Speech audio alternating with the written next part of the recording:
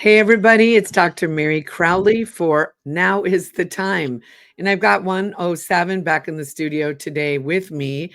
Yesterday, we did a podcast, and Juan kept having some interruptions because of, transmitter and cell towers and a number of things. So we're doing round two, part two of Juan, and it's exciting to have Juan with us again.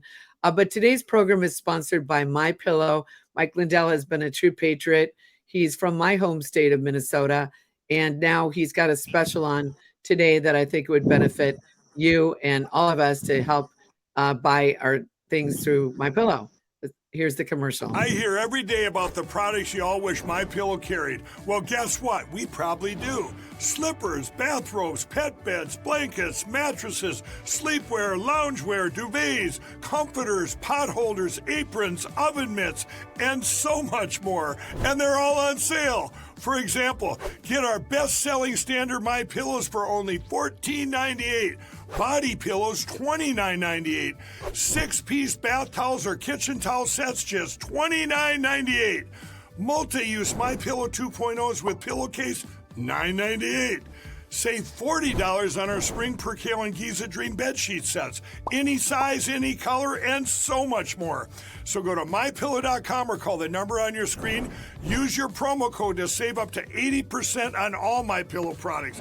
And I've never done this before. When you spend $100 or more, you're going to get 2 standard MyPillows absolutely free.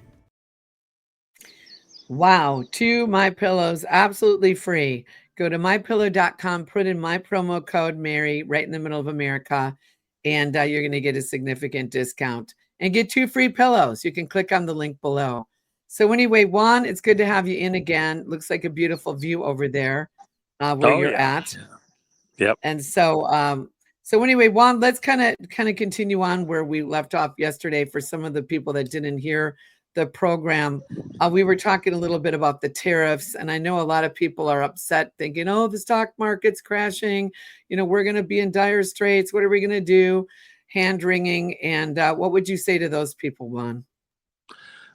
Well, first off, the companies within the markets that are heavily tied to China and to countries that are being controlled by China are going to get hurt. The tariffs went up again today, 130%, pushing 150 in some situations against China. So that's going to cut the money supply into China down radically. And the trade with China. China is threatening Taiwan, and it's heavily involved in East Africa, Central Africa, affairs down in Central America.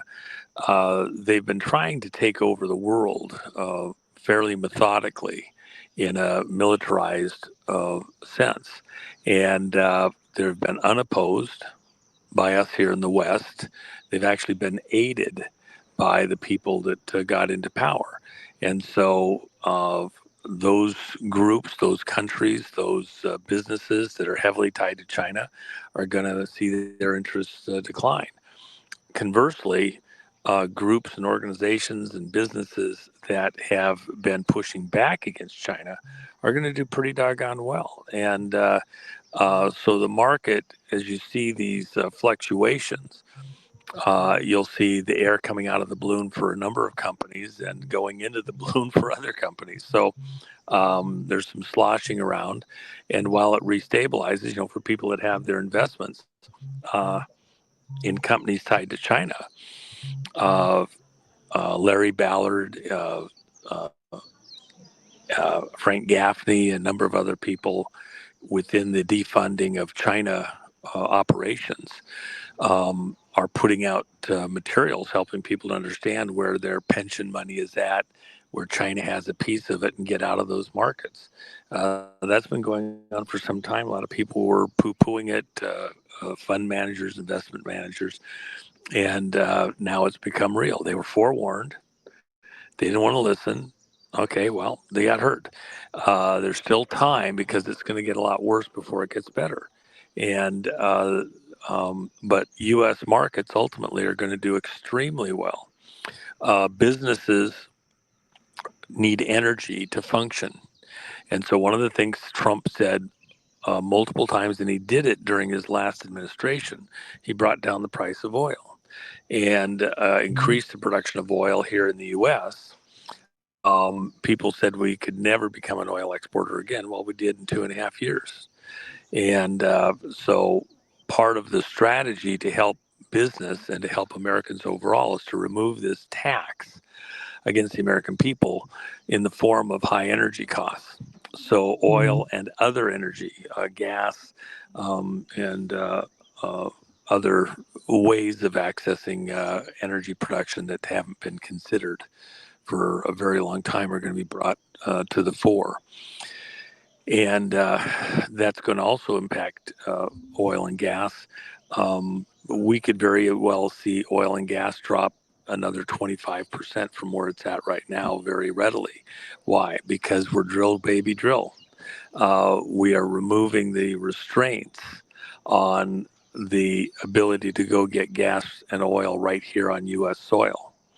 And as it gets closer to a price point below 40, it begins to affect even Canada that's doing the shale oil and some of these other places doing the fracking, where the cost to frack will be higher than the value of the oil because we're getting the low-cost oil right now going after that. So the reason that's important, if you reduce energy costs, that's one of the biggest pieces in how businesses operate. It's a hidden tax. And we reduce the price of energy. It makes business in America go crazy. It just really thrives. You put the tariffs up so that you're blocking out the slave labor products and production out of China and other places. It makes it profitable for Americans to do business once again. And you would take off the restraints within the mining and get the raw materials in the ground right underneath our feet. And we don't have to import from areas where China's controlling mining around the world. In fact, the fight in the Congo right now, where Christians are being heavily attacked and have been for a decade, Congo, DRC, that is about 90% Christian population, about 45% Catholic, about 45% Protestant. And then the remainder is spread across a couple of other religions. The Muslim groups that are there that are being so vicious are only about 5% of the population. That might not even be a true figure. And but they have been leading with ISIS beheadings of Christians, murdering of Christians in various communities where the minerals and the mining are very valuable. China's been aiding them in the background, acting all innocent, but promoting that. And with the help of countries around the Congo, because they have such tremendous mineral wealth. In fact, arguably, the people of the Congo are the richest people on planet Earth, but it's in the ground underneath them, and with very, very rare types of minerals that are crucial for modern society and for what's coming out into the future. So by working with the existing government there in the Congo, we hope to make it possible to build out the infrastructure so that they can have enjoy the wealth underneath their feet. Literally, they'll be the Saudi Arabia of certain types of minerals if they can get the production stabilized. And that's what we're trying to do. And by the way, stop the people that are doing the killing, trying to own that country through a fraud of civil war, and that's being aided and abetted by China. So, well, I know I was that's just a telling similar you. theme across the world, by the way. Yeah, go ahead. Well, I was just telling you that one of the ladies that I know, Dr. Bree Keaton, has been working over in the Congo helping the pygmies, which are like a delicacy to a lot of these radical Muslim jihadists.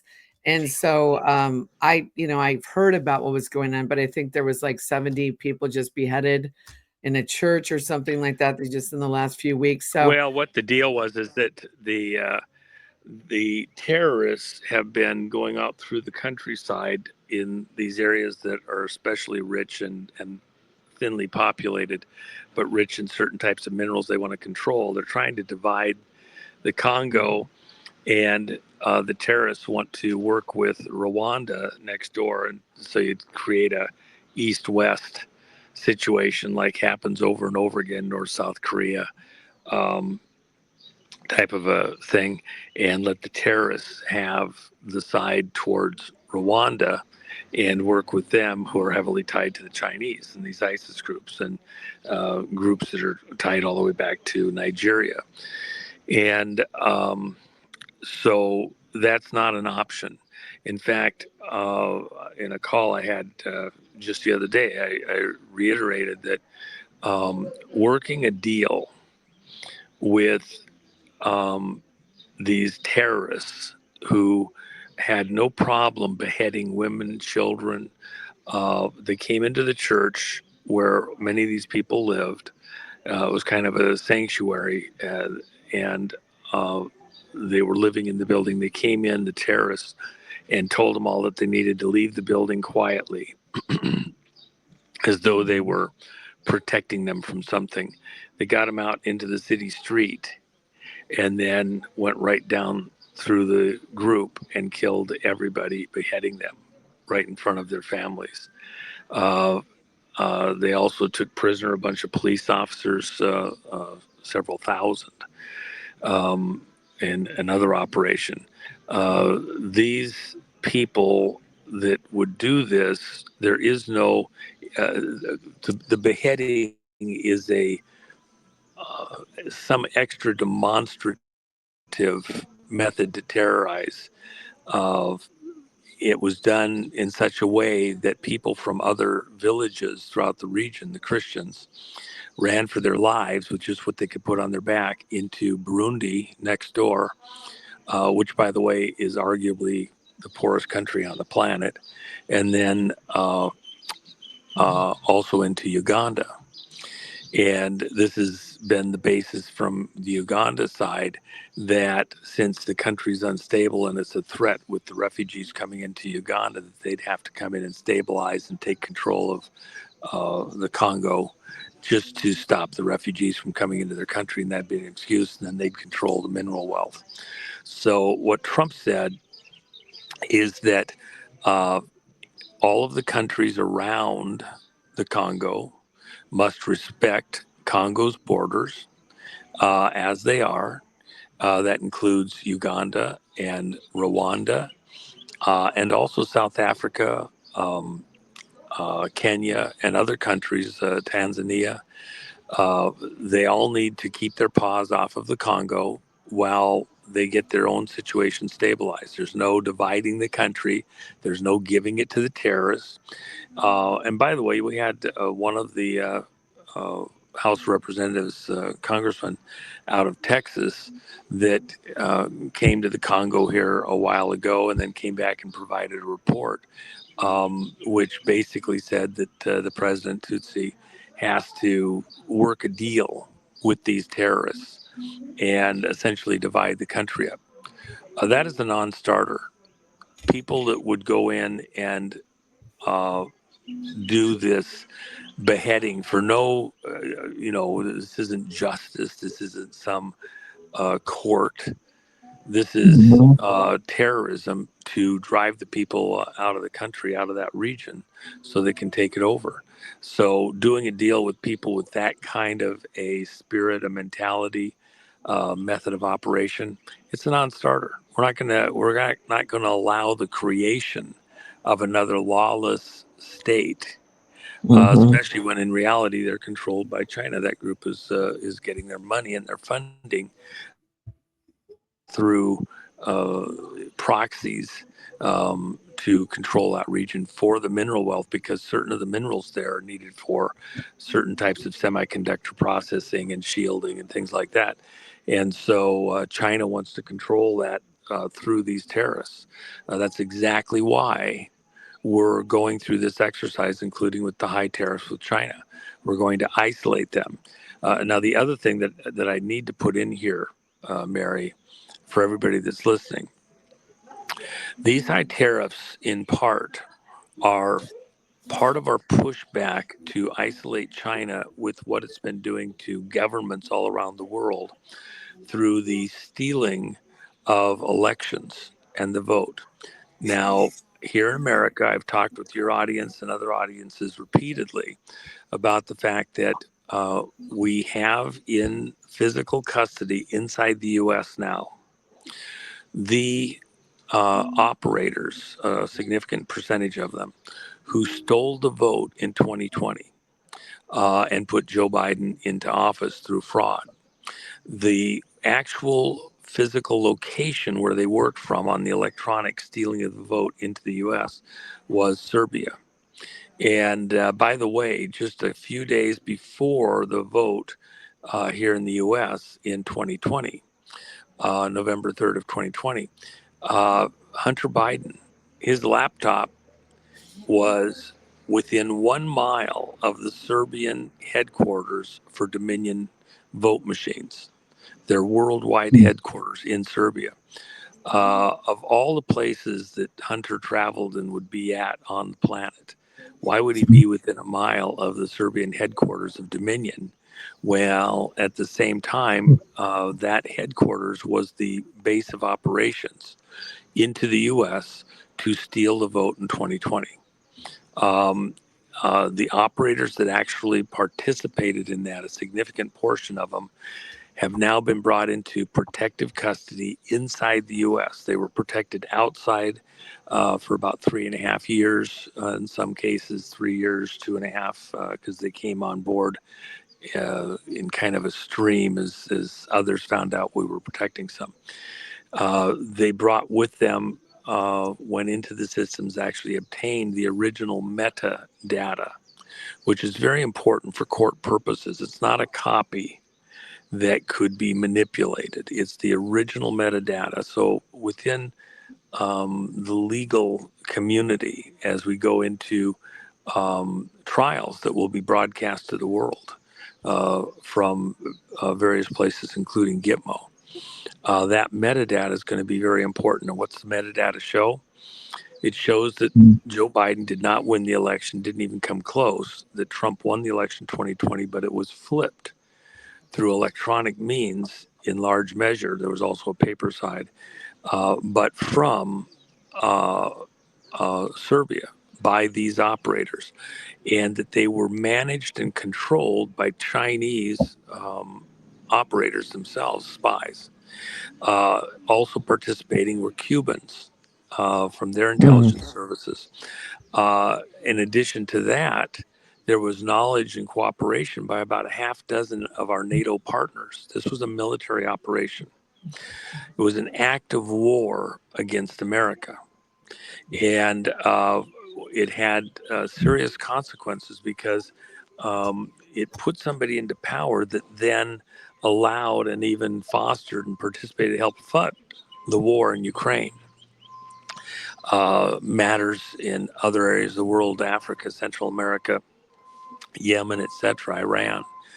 And in the way that we look at this from a military perspective, by international law, if you overturn the election and place somebody into power who is not the elected representative of the people, if you fraud them, then that is an act of war, and it's categorized as a weapon of mass destruction. The same as a nuclear or a biological attack. An attack on the election of a country is considered the same. It's a weapon of mass destruction because you can then, with the leadership, use the resources of the country, military, financial, tax, etc., to cause death and destruction, which of course is what happened up in Yemen, where you have a couple million people dead and 5-6 million people as refugees out into the world, all over the place, including children. that Well, and let me just causes death. interject something. You know, Let me just mhm. interject something, Juan. Some people might be watching or listening and thinking, okay, well, they stole the election. That was 2020. Trump's in office now. Why does this matter? You know what I mean? Why does it matter what happened in 2020? Trump's back in. We're doing things. Why is this so important to make sure all of this gets uncovered? It's Juan? critically important because you can't let everything that happened in the interim stand. In fact, I'll tell your audience before this is over, and it's a ways out, we will impeach the entire Biden presidency back to the day he was inaugurated. In addition, we're going to impeach the Obama presidency with Biden as vice president back to the day he was inaugurated. Then we will So, clean Juan, what does out that all of the mean mission. when you say impeached? What does that mean? Meaning that it's just It like it means never that happened? legally in this particular way that it's going to be done, it revokes any authorities that were used during that period of Mm. time and clears the books of, for example, executive orders, actions, etc. We can pick and choose what we might want to keep or retain, but this was done as an act of war against America. Beyond that, uh, the people that we have in physical custody inside the U.S., who the cases are being built right now in preparation to go to make them court ready, they have documentation that they've provided, not just their word, but their documentation included, shows that they flipped elections in 71 countries plus the U.S.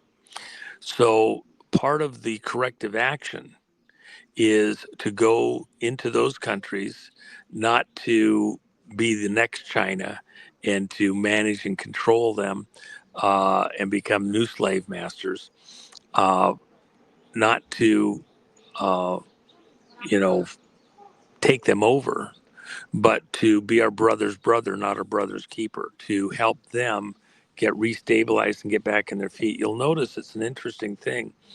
Over 70 countries.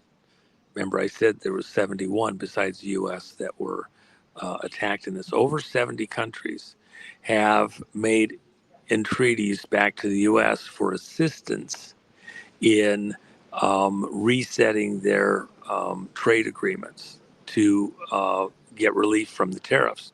And so the tariffs have been suspended in those countries for 90 days while we work the deal, and they all want to show up.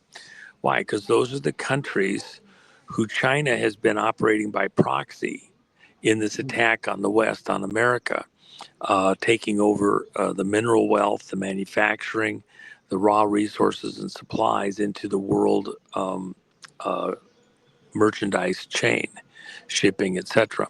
So what Trump is doing is he's laying the groundwork for them to go back to their own free elections, to be free of China, and to get out from underneath their grip. And so they're going to have to work agreements that further isolate China and favor the West, favor the United States in what they're doing.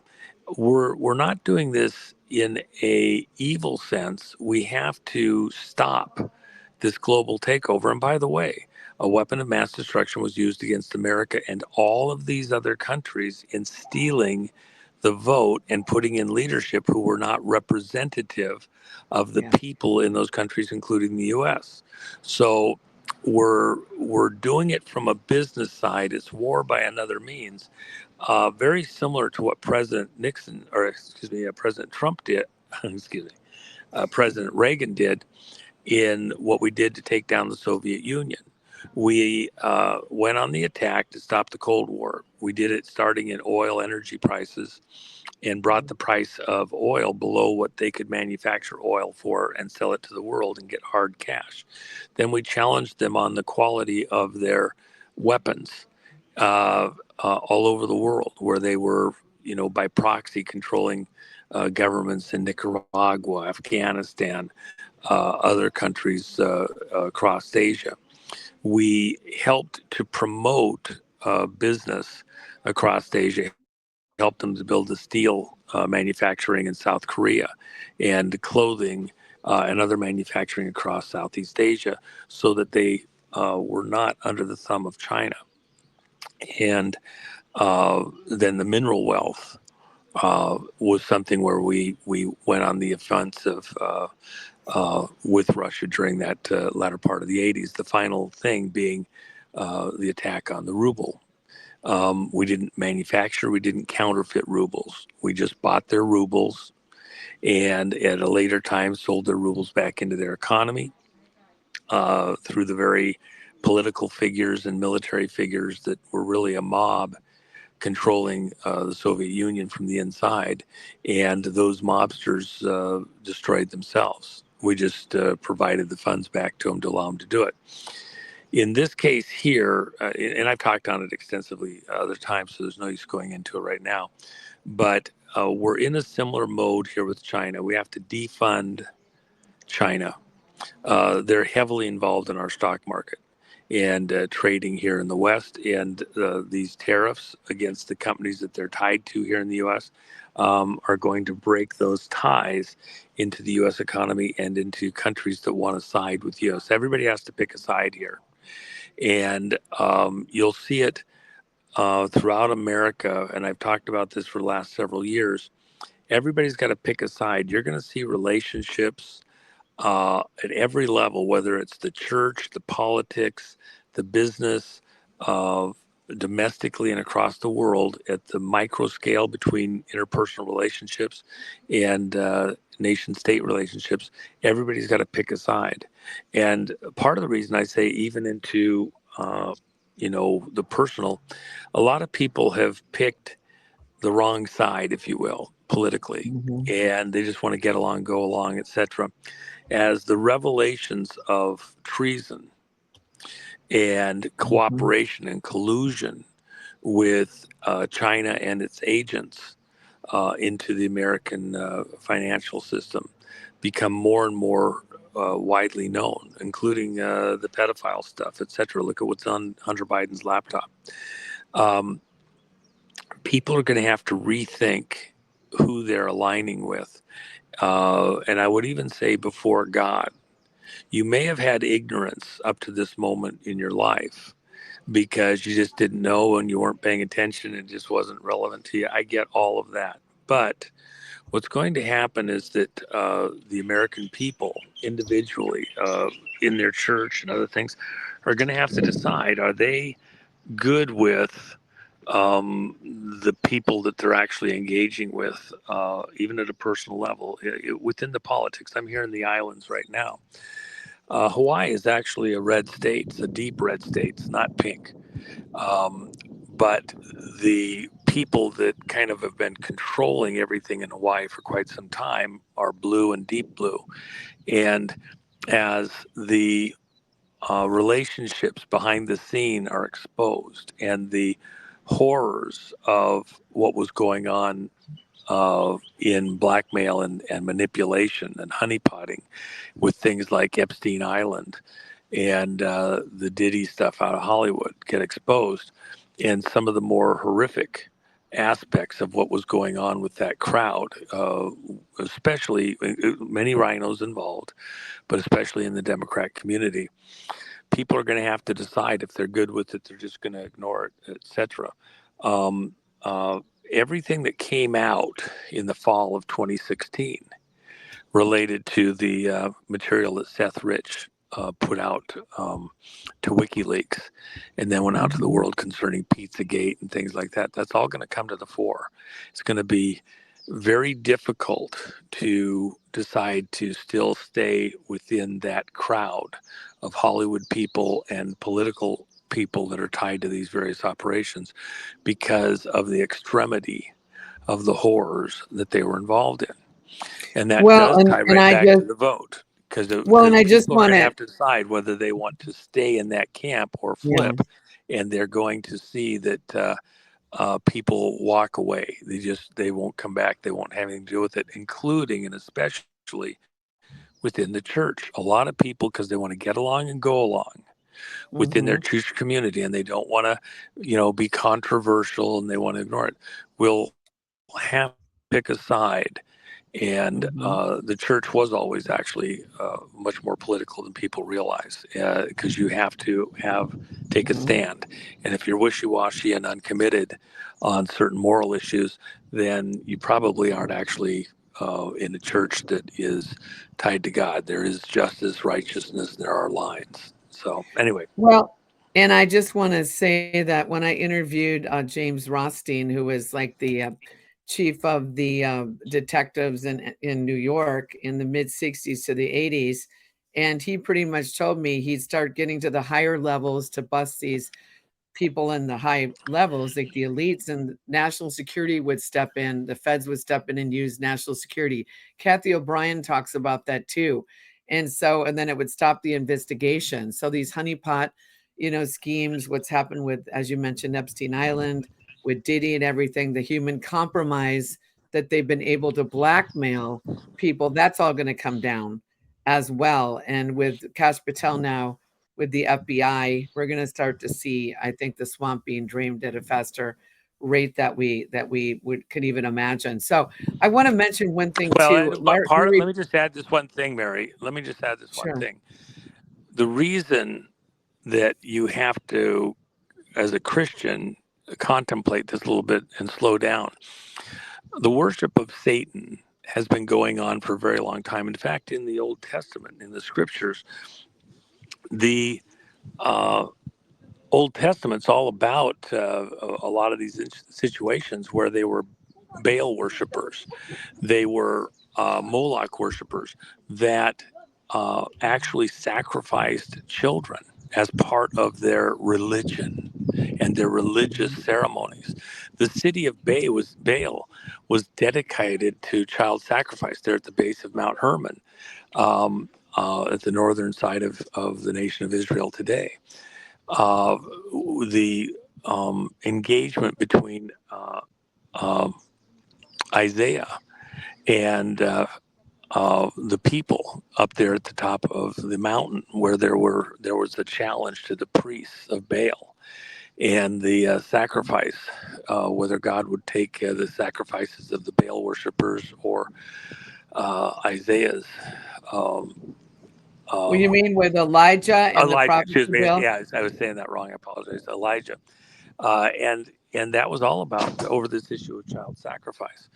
So, with that in mind, we've had very evil people heading governments all over the world for a very long time. It's been a continuing theme, and it's not unusual or new that we're having to deal with that today in modern society here in America, of all places. So there is a level of evil, occult worshipers, that is um, very powerful and deeply embedded in the American system and other governments around the world. That's part of what this fight is really actually all about. And the occult symbology that they use, for example, Washington, D.C., just type into any search engine occult DC symbology, and you'll see all sorts of things within our national city, all tied to the occult and to certain groups that have been behind the scenes, secret hidden hands managing the affairs of the American people. That's what has to be rooted out, and we are coming to a point of decision, and people will have to pick a side. It won't be gray and squishy like it's been, as the revelations come out about what's been actually going on behind the scenes in the operation of our country, and the alignments and of coordination, even to the point of sacrificing huge portions of the population with the COVID bullshit, in order to secure the vote once and for all. If we didn't get the vote right coming into this next phase for 2016, Mhm. the AIs and everything else would own the future, not just of America, but of the entire world. And so that's why this fight has to happen. And by the way, the most important act, the most important thing that President Trump will have done, both the first term and this term, of all the things he's been engaged in and done, we expect that to occur in late August, in conjunction with the Mhm. revelations about these people who stole the vote in 2020 and over who governs in America, and got Biden into office. And that executive order is going to be the single most important thing that Trump will have done during his whole entire time in public office. And that's going to be uh, uh, a forcing via executive order, taking off his president hat, where he is the police officer administrating operations internally into the United States, and the justices and all the investigative agencies and government conduct. He's going to take off his president hat as the chief of police and put on his commander-in-chief hat and look out to the rest of the world to protect us at our borders, etc. And what's he going to do? He's going to sign an executive order requiring that all federal offices are only filled after a vote in person, same day voting. He's allowed that there may be 2 days of voting, but that's, he said, but the best is 1 day voting. Precincts of 1,500 or less, and it'll be no electronic remote voting. It's in person, hand counted in the precinct where the vote was cast. You won't transport them in a police car or an armored vehicle to some central voting center or grandma's car with, Tupperware. The votes will all be counted in the precinct where they're cast with no transport. And it'll be a paper ballot so that there's no room for mischief. Hand-counted paper ballot, same-day voting across the land for all federal positions. That executive order is going to eliminate the opportunity for interference like what China did electronically, or also including the movement of ballots, paper ballots from China into Singapore, over to Vancouver, BC, and into the U.S. mail system like occurred in 2020 and 2024. What's going to happen is we're going to get an honest vote in 2026 as a matter of national security. And then there's a lot of people out there that are instantly going to jump up and scream bloody murder that judges have to stop this and President Trump can't do this, etc. The thing that they have to remember, and that this audience needs to remember, when this is done, President Trump will be wearing his commander-in-chief hat.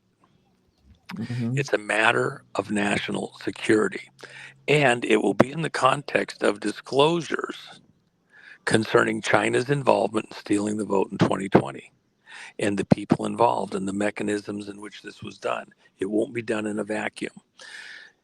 You'll understand exactly how they stole the vote in 2020, put Biden into office, favored China, and was damaging out through the world. You won't get a federal judge or a district court judge that will be able to overturn anything Trump has done. In fact, it would be an insurrectionist act for a district court judge to try to stop or repel what Trump is doing. They themselves will be under arrest warrants if they proceed that way, most likely. And I've been on the phone with the attorneys over the weekend working through some of those details, and it's pretty amazing. So Trump will put that executive order in essentially unopposed. And states like here in Hawaii, it'll be the hardest for states like Hawaii because they've lost the culture of precincts and in-person voting. They only have 2 precincts for the whole state, and they're both in Oahu. How are you going to go vote in person when you got to fly to Oahu to vote in person? But the executive order, we have a proposed version that's over at TAP, the America Project. Initials are TAP. It's posted there, and we'll be spreading it out through other locations over the next weeks. The proposed executive order that we've put together is pretty comprehensive. This was done by people that have a lot of expertise in the voting realm. And that executive order would it only covers for federal offices. The way the Constitution is, you can't force the states or the counties, which is where the vote is really done, to do their vote in a certain way. But for the federal offices, President Trump can't. In fact, that executive order will order precinct voting. Hawaii will have to go back to the precincts, which they already have, and get precinct captains and people all assigned to those precincts. And in many cases, they do exist, but they'll formally have to have a physical location where people can come vote in person, and it will be with government issued ID. And as part of what Trump's doing right now, he's already issued an executive order. In fact, it was the 107th executive order regarding the vote. It was the 107th order a week ago, 2 weeks ago, his 67th day in office. And there's a couple more executive orders coming, most likely right here in April, that regard the vote, the way it's conducted, and the voter rolls. And when they're done, though, it's going to be that you're going to have to clear the existing voter rolls. We won't use them at all. They're too corrupted. They're already fixed, and you can't fix them further. And so we're going to have a clean slate. They'll have about a year to get re-registered, everybody that wants to vote. You'll have to do it in person with government-issued ID and sign it, and it'll be certified, and then you'll be able to vote in the next election. And if you don't, the existing voter rolls will be tossed out. They're too corrupted. It's going to be especially difficult for places like Hawaii here, where they have a near total mail-in vote, because they're going to go back to hand count in person for the federal offices. And the state, they can dig their heels in and say, no, we're using the machines for the statewide vote. We're not going to change. Okay, well, we're going to have to run parallel elections. The people probably aren't going to be too happy with that, because there's not going to be federal money for the election or the machines or anything else. So my guess is it'll be a bit of a fight, but pretty quickly, the entire slate of election, federal and state, will all be done hand count, paper ballot, in person, counted where cast. And change things radically. And let me just add this one little extra thing. Okay. When you get an honest vote, more honest people are going to show up to vote. Right now, people believe it's so corrupted, and they're right, that they just don't even waste time coming in, because they know that the outcome's already rigged. When you get an honest vote, people will show up. And I predict that the turnout for the 2026 election, especially someplace like Hawaii here, is going to be the highest ever recorded, dramatically higher, and it will be conservatives and conservative predominantly, and you'll get the reddest vote you've ever seen anywhere in the Hawaiian situation, because people will turn out to vote, and it's going to be epic. And we, as people of faith, have to understand that this is part of our civic duty. Those people that came here, those pilgrims that came here initially, came here to escape bloodline rule, where you just had to be born into the right family and you got to, rule. And everybody else was just a serf and a slave, even though you had some symbolic freedom to work on the king's land. But you couldn't hunt, you couldn't do anything else, couldn't own a firearm, etc. Those people that came here, the pilgrims, wanted a land where they got the fruits of their own labors directly, and they had personal freedom to pick the representatives who would help to govern their communities. And those people helping govern the community were the servant of the peoples, not the slave master. That's what we're going back to as a country. And people that hold high office will be the servants of the rest of us, representing the rest of us, not ruling over us. The government is not, here in America, is not designed to be our master, but is to be our servant. And we're going back to that, whether people like it or not. And those in the Christian community should lead with this, because it is a godly principle. It is just to interject one, today, April 9th, is actually the 160-year anniversary of, when the Civil War ended. And it's a very significant day. And as we come into this weekend, the 12th of April is the Passover, which is very significant. Of course, that's the day that the children of Israel left Egypt, and because they had the lamb, the unblemished lamb, they put the blood over the doorpost of their homes, and the angel of death passed over. So there was a great release, and I believe we're coming into a great release of the slaves, and that's why it's an important day today. Also, the Well, in the anniversary, aftermath of the Passover, they didn't leave on the Passover date. In the right? aftermath of the Passover, where the firstborn of all those who were not Yes, under the protection of the blood uh, all died. And by the way, the Pharaoh uh, who was in power over Egypt at that time, it appears that they've uncovered the burial place of his son who died at that Passover time here just recently. And so it's very interesting how that ties into this exact moment and the markings of what's there in the tomb area concerning the events well, of the and the children Passover. of Israel, they could have, when they came out of Egypt, and yeah, they didn't leave on the day of Passover, but the Pharaoh let them go. And remember, at the time of the burning bush, when Moses first encountered the burning bush, and he asked, who are you? And God said, I am that I am. He said, I am. But then he told Moses at that particular time that when they leave Egypt, to ask for the silver and the gold. So they actually left paid back for all the years of slavery. And I believe that's what we're going to see happening in America, Juan, that what the enemy tried to do in our country, we're going to see the years that the locusts have eaten we will see a great recovery. And we're going to see the wealth of the wicked transferred over to the just. Well, and Amen. also, by the way, they received the weapons from them with the silver and the gold, and that's within what the Jews, the um, uh, people talk about within their various writings.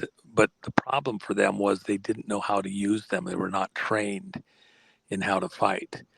And over time, then they did learn. And when they went into the promised land 40 years later, they were supposed to go in within, 40 days, really, but they were afraid. 120 days, depending on how you want to read it. But Mhm. and so they ended up wandering in the desert, and only those that were 20 years old or younger Mhm. actually went into the promised land. And by then, they were trained in how to use those weapons, and they went in and uh, began to take over those areas, starting with Jericho, with Well, divine except assistance, Joshua and Caleb. except Uh, for Joshua and Caleb, which were older. All the rest were younger, and they were the two spies that came back with a good report. yeah, We can take them, even though there was giants in the land. Yeah. yeah. Well, and the interesting thing about this time, people that are watching, is they crossed over into the promised land at Passover. And so we're coming into a very significant season of suddenlies. And I think we're going to see things shift, but we really have to continue to pray and to think people think, well, Trump's in, it's all good now. No, we're at the beginning of the war, Juan. Don't you agree? We're just at the beginning. Well, that's why I mentioned the weapons. You see, we have what we need to rise up like Gulliver and take control of the situation. We've been sleeping, and these Lilliputians have been trying to stake us to the ground. America's going to rise up. You can see how quickly with just simple tariffs and then some pushback at the right locations where China has been so dominant, and with not allowing for a crooked vote to continue here in our borders or other countries around the world. The one that's the most fragile right now is South Korea. And even just in the last few days, I'll tell you that certain things were allowed to happen against the president and other staff there in South Korea, allowed to happen by the U.S. ambassador to South Korea and by a military commander in that region from the U.S. Their actions have been exposed now. Their tie into some of the old guard, Brennan and others within the intelligence community, has been exposed. And Trump now been going Korea trying to the election fraud from last April, a year ago, that occurred in what's essentially their midterm elections. And he had declared martial law so that he had a legal basis for going into the vote center to try and get the material showing the corruption in the vote with work from China. The same crew that stole the vote in 2020 for us in the United States. And that's been exposed now. That will not last long. And South Korea is in a very tenuous situation. Trump has been sending very low-key a significant number of additional American troops into our bases in South Korea, anticipating where this is all going. And so that China will not be able to covertly take over South Korea, a crucial spot. A lot of the management trying to observe and assist in this are out of Japan, just off the northern coast of Japan where Korea is. And so there's quite a big effort going on, and it all revolves around this crooked vote. So when people are looking at the tariffs, the deals that are coming, bear in mind, this is a response to China's aggression within the votes and then the financial markets out across the rest of the world, including the use of COVID as a weapon into the United States to create a basis for the drop boxes. And as one little side note to that, remember, I want to say this, I want to give this little progression so that you understand the collusion of American players with China and what happened. When the COVID was declared, and then we had to have the 6-foot separation between people, and you couldn't gather in public, etc. That included voting centers. So there was this need for a way for people to vote remotely without having contact and just drop their ballot off, etc. So Zuckerberg put in just shy of $500 million to help fund drop boxes and voting machines, electronic and mail-in, all across America. But Zuckerberg is not just a nice guy entrepreneur. The company that he owns, controlling interest in, Facebook, he says that he created everything that made Facebook. The reality is it was created inside the DARPA system, Defense Advanced Research Program. It was $100 million a year that funded that. The person who wrote the source code is in Florida. They stole it from him. And it was called LifeLog while it was in the DARPA system. After 5 years, on February 4th, 2004, which is a ritual number, it's a breaking the 8 number. I've talked about that many times before, to give it maximum power and effect. On February 4th, 2004, Facebook was incorporated at noon. At noon on February 4th, 2004, the LifeLog project was ended, and all of that was handed over to Zuckerberg, including very lucrative government contracts for tracking and monitoring people within the Facebook system. They were funded right out from the door day one. The people behind the scenes knew that they handed a project worth $1 trillion or more to this individual, Mark Zuckerberg. And don't he's they the say that creation. is he an elite bloodline, Zuckerberg? Well, it's certainly up for discussion, and they try to shield things, but it appears that he is a member of one of the families by blood. And so the reason that that's important, and without getting over distracted, he didn't create Facebook. It was a DARPA operation. That's a government, U.S. citizen funded operation. And it was used to control the American people.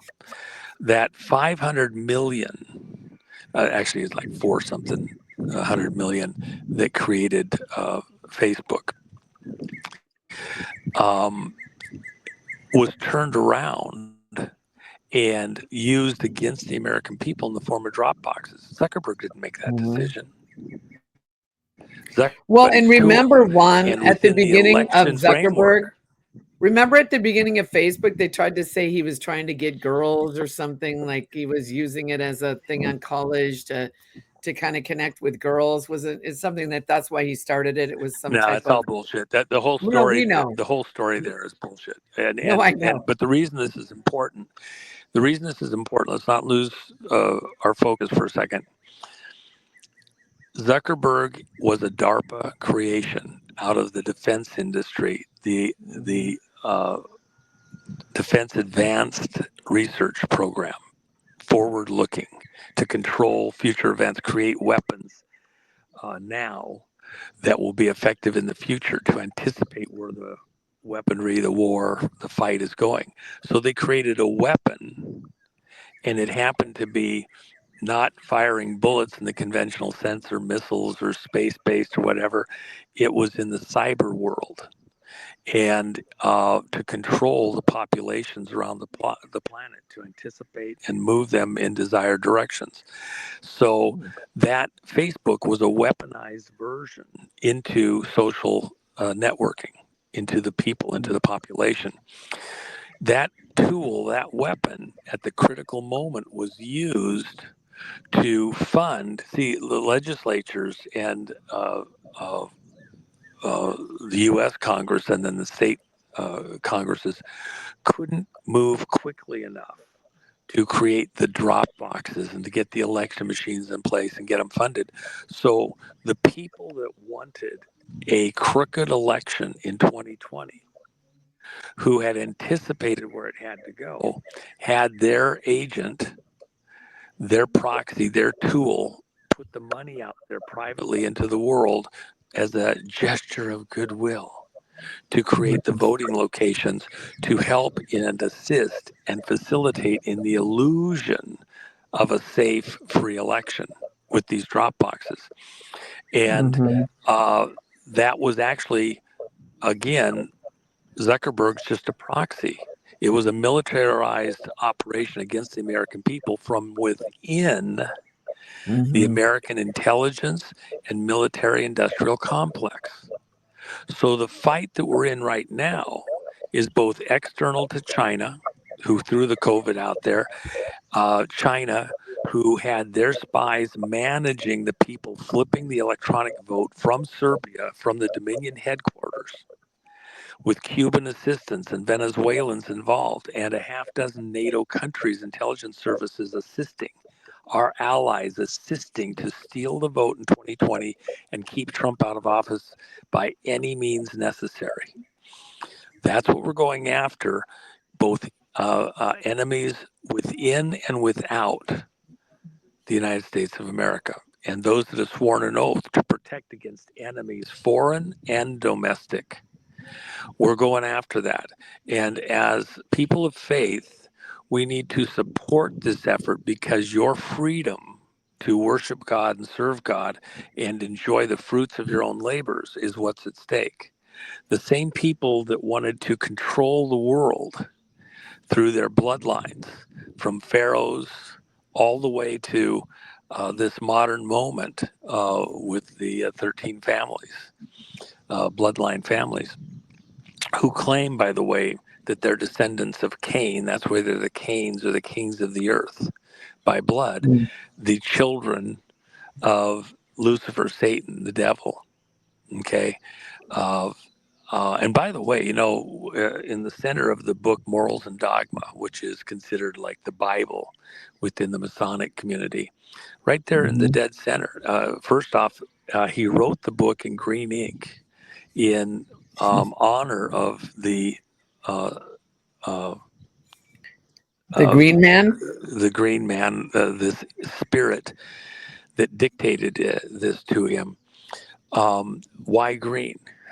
Satan hid amongst the green leaves of the garden, and before he enticed Eve, beguiled her, which has sexual innuendo.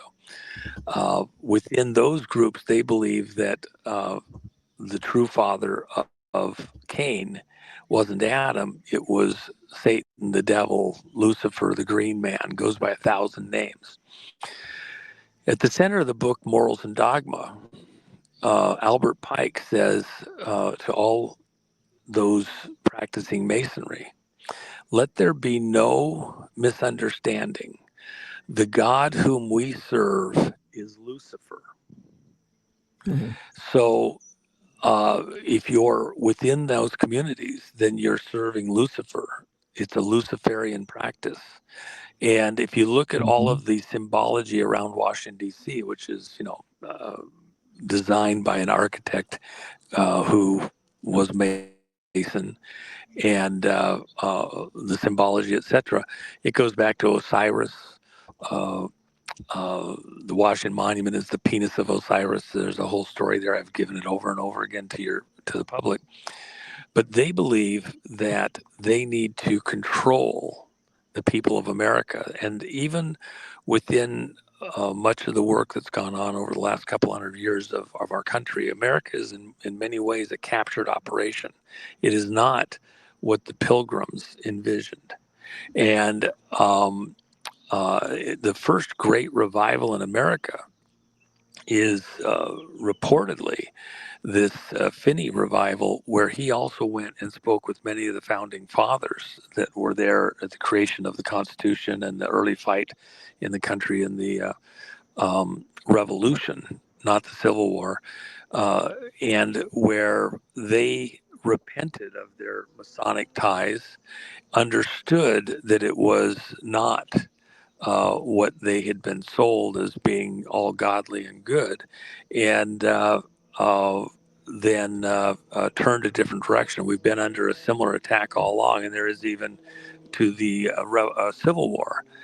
Strong ties to a Masonic effort tied in with the banking effort to Well, cause Juan, that war to happen. isn't the steeples, I think I've heard you say this before, in the churches, wasn't that a form of almost saying, like, the steeples is where they actually had their Freemason meetings? Well, the thing about this worship of Osiris that's at the center of the Masonic religion. That's why they have this thing. That quick, say the story again. Osiris and his brother Set were twins, and it's a reversal of the Cain and Abel story.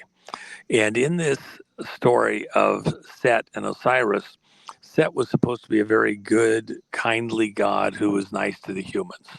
Osiris was the most evil of the gods and was very harmful and hurtful to the humans and had no regard for them. So at a certain point, Set killed his brother Osiris and chopped him into 14 pieces. And then he scattered the pieces over the whole world because, being a god, Osiris could come back together and live anyway. Was kind of the whole theme. So Set spread the pieces over the world. Osiris and Set's mother, Isis, you hear these names all over again. She Mhm. found out about this and then rushed out across the world, being a goddess, and found 13 of the 14 pieces of his body. Uh, and she brought them together, assembled them together, tied them together, but she couldn't find his penis. It had been supposedly eaten by a fish. Well, I don't know why she couldn't find the fish. Maybe the fish had shielding or something. Who knows? But she couldn't find it. So she quickly fashioned a artificial penis of stone and attached it to his corpse. And then the mother had sex with the son, Osiris, with his dead corpse, and supposedly became pregnant. Of course, she's a goddess. I guess this stuff happens. And uh, that child was Horus. And Horus, in the way that their religion is the sun itself. They literally are sun worshippers. And they make all of their monuments to show the time of day and movements of the sun in the sky. And if you go into the Bible, when Ezekiel was caught up in the spirit to look in on what was going on inside behind the wall at the temple in Jerusalem, what he saw was that the priests were turning their ass to the throne of God, the seat of God, and were bowing to the rising sun. And that was Horus. They had become worshipers in this ancient cult going all the way back to Babylon. And inside the temple grounds were these monuments to Osiris, the tower god, the pillar god. What were they? They were these obelisks, just like we see as the Washington Monument. So behind the curtain, they were Osiris worshipers, very similar to what you have in modern day with the Masonic religion having these Ben stones, these, you know, penis of Osiris planted in places all over the planet, including out there at the Vatican, in St. Peter's Square, and at the Louvre in France and other places. You have these monuments to Osiris, and all over the planet, and that is kind of running the world. Even in Iraq, under Hussein, they had a mock copy of what we have in Washington, D.C. that was dedicated to Osiris. It's quite bizarre. So with that in mind, there's this hidden hand that's been controlling and trying to exert complete control, not just over America, but across the world, and in worship to Lucifer, and within the Baal worship and Moloch worship, which includes still today factions that are engaged in child sacrifice. Some of what's there in the Diddy stuff appears to be that type of stuff. What's there in the Pizzagate within those communications appears to be the same thing. And we shouldn't be shocked that in this modern world, there is still this ancient religion being practiced just out of sight for power. And at the core of it, by the way, just so that people know, I'll finish with this one thing. The highest altitude historic site on planet Earth that the UN recognizes is at the top of Mount Hermon. And that is the location where the 200 aliens, if you want to put it that way, godlike people, fell to Earth. And then they came down at the top of Mount Hermon. They came down from the top of Mount Hermon. It's said that these 200 were all male. They preferred the company of each other. But they realized that they were going to die, and that would be the end of them. And so they had to procreate. So they came down from Mount Hermon, built a city. The city is called the City of Baal. And there they received the humans that populate the planet and gave them protection and helped them with their crops and with metallurgy and science and all sorts of things. They improved the understanding of the humans that they interacted with, and they took for themselves the women of whomever they chose and had children by them. And those children, through things related to the DNA, etc., became the men of renown and stature. Stature meaning that they were larger, they had greater height and physical strength. And those children of the fallen ones that fell to Mount Hermon, and you can go and look and read about this in the books of Enoch and other places. They are this group that required child sacrifice, get rid of the pure humans and only have the hybrids to reign and rule. And by the way, those royal families that you see today, their leadership commonly practices demonstrations in plain sight because they believe in karma. They believe they have to tell you what they're doing, just like God has his prophets that tell you before God acts. God says he will do nothing without first revealing it through his prophets, what he's about to do. Jonah, uh, Ezekiel, Jeremiah, Christ himself. But the devil has to follow the same rules. He has to tell you what he's going to do beforehand also. And so they do it through Hollywood. They do it through other media and their religious practices, what they intend to do. So, and who they are. So, for example, a good example of this is George Bush.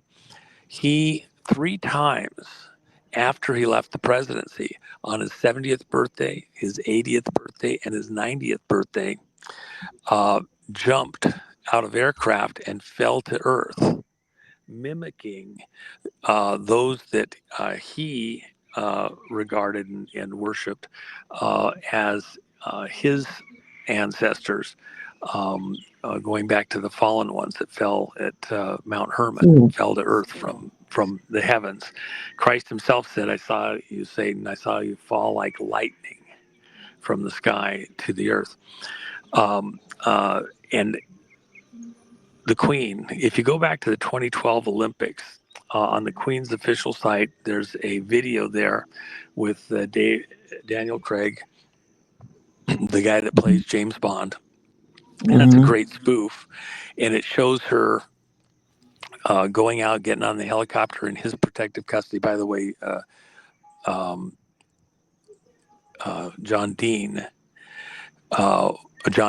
was the sorcerer magician who was the protector of one of the earlier queens, and his secret way of signing any letter from him to the queen was to use a ball and two cane, or a ball and two balls and a cane, as in tubal cane, two-ball cane. And that was what we now see as James Bond's 007. And that's why he's on His Majesty's Secret Service. He's not serving the country, he's serving the Queen. He's protecting the Queen. And so James Bond escorts the Queen. She goes out and gets on her helicopter, flies to the site of the Olympics, and then jumps from her helicopter and parachutes into the Olympics in this spoof with James Bond, mimicking falling to earth in the XXX Olympics, the third Olympics in London. And this is important because they're showing you these things right in front of your face. But if you don't understand the code, or if you're not paying attention, then you don't realize that they're doing this for ritual reasons, to show you who their true origins are. And that goes to Baal worship, sacrifice of children, as part of their rituals to gain ritual strength, and to eliminate all of the pure descendants of Adam and only have the hybrids left. It's the same story now as it was all the way back to Cain and Abel. If Cain kills Abel and then he proceeds to kill Adam before he, that God's promise to Adam of an inheritance of the earth and control over everything that moves and crawls and creeps upon the earth. The only way God could fulfill that was through a child between Cain and Eve, his mother. Just like the Osiris, Isis, the mother having sex with the dead corpse of the child. And then you would only have hybrids across the earth. God would have to bless the seed of Lucifer, Satan, the devil, in a catch-22, which would make the devil equal with God, not greater than, because there's no one greater than God himself, but he would be a co-equal to rule and reign. God would have to bless the seed of the hybrid of human and of these fallen angels. Otherwise, God isn't God, because his promise to Abraham, or to Adam, of the earth and everything in it without condition, would be tempered by the fact that he has to bless Lucifer's offspring. And so there is a plan behind this. It's well, and of course we know so that. Even now, let me just, it's just one little thing. Sure. This last thing is that, so in destroying all mankind, even if it's only one person left, as long as it's a hybrid, then it's the Cain and Abel story. As now you've gotten to Adam. Okay, uh, if the devil can't get the hybrids to win, then for him, better to destroy everything. If I can't have it, nobody survives. And of course, that's the tail end of the Revelation story. But for the return of Christ, there would no flesh have survived. And so he returns at that moment in order to preserve mankind, because they were going to do something so dastardly that no one would survive. But on the way to that, the devil would like to destroy any direct descendant of Adam, a la 23andMe, to find out who's the hybrids and who aren't. So anyway, we've said that story before, but it bears repeating to understand the context of what's being done and what President Trump is working through with getting an honest vote and holding control of America against these bloodline families, seeking to exercise control by every means possible, including social media, the media, the political stuff, wars, etc. It's all around this same central theme. So anyway, go ahead. Well, Juan, thank you for coming on. I mean, I know we went longer than anticipated, but it was very interesting. And, we know the Bible talks about the kingdoms of this world will now become the kingdoms of our Lord and Savior Jesus Christ. Instead of a great reset, we're going to see a great awakening where we're going to see many people on the planet that are going to come into the kingdom, the kingdom of God, the kingdom of light, the kingdom of love. We're going to see a great awakening. So, Juan, thank you so much for coming on. Thank you for watching. Now is the time. Please share this with people, as many people as you can. Please follow, subscribe, like, and hit the notification bell. And to know that the greatest show on earth is here. God is And taking let me just down add one the thing, just demonic for realm. people. Something just occurred to me that I need to say for people. Um, it comes up repeatedly, including in the Christian population. At the time of the rapture, when those that are dead in Christ rise first, and then the living, in the blink of an eye, and join Christ's army returning to the earth in the clouds. In that instant, it says, all will be changed, but not all will know physical death, but all will be changed. What's the change? There's hybridization out through the population across the planet of this seed of Cain, if you will, if you go with that story. If that's true, then I would propose that that change in part is that the DNA itself of all those resurrected that have been dead and all those caught up to join the army of Christ, that their DNA is cleaned. And after Christ's return, there's 1,000 years of peace where Christ rules and reigns from Jerusalem, and all the nations of the earth come annually for the feast.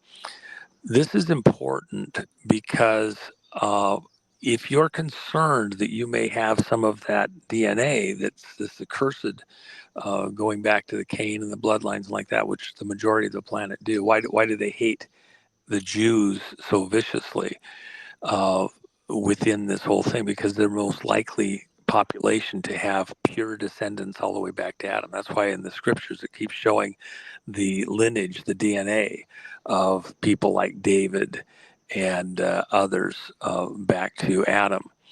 And so, because it's about who are the hybrids and not, even the flood of Noah was to eliminate the hybridization. When you understand that it says that Noah was perfect in all of his generations, the rest of the population was hybridized with this alien DNA. So there's a theme to this whole thing, but at the rapture, we're cleared of that. So if you have a concern, am I part of the Cain seed? Has the devil got me? Because the reason I need to say this, there's people that get, very worked up, like they can't be saved, that the blood of Christ can't get to them. It says that the blood of Christ is able to cleanse from all sin. If the original sin was Eve having sex with the devil, Satan, Lucifer, a green man, the blood of Christ and your faith that Christ came and could reconcile you with God Almighty and remove you from the penalty of sin, which is death and hell and Sheol, then you have nothing to fear. Don't let the devil get a hold of your heart like you're somehow going to be taken by him because of things you have no control over within your family lineage back to Adam. The blood of Christ is able to cleanse from all sin. And you can be saved by faith. That's the whole story, reconciled with God Almighty and spend eternal life in his heaven. So I don't want anybody living in fear in that way. And when I tell this to people, this story, how they think, sometimes people are afraid somehow they've gotten outside of the grace of God, and that's not possible. As long as there's breath, you have the opportunity to turn, repent, and be freed from the penalty of sin by the blood of Christ. Amen. Well, it says, though your sins be as scarlet, they shall become white as snow. So anyway, well, listen, Juan, thank you so much for coming on. Thanks for watching, everybody. Please share this and know the links are below to my website, to MyPillow, to some of the other things that we talked about today on the program. Juan, we'll have you back on. I'm going to be doing a few more events this summer. We've invited Juan to come to the Open the Heavens and the Let Freedom Ring in July up in LA. So please go to my website, MeriCrowley.com, and you can subscribe to my newsletter, and we'll keep you aware of what's going on with different events and things. So thanks a lot, Juan. God bless you all. Thanks for watching. We'll see you soon. All right. Bye, folks.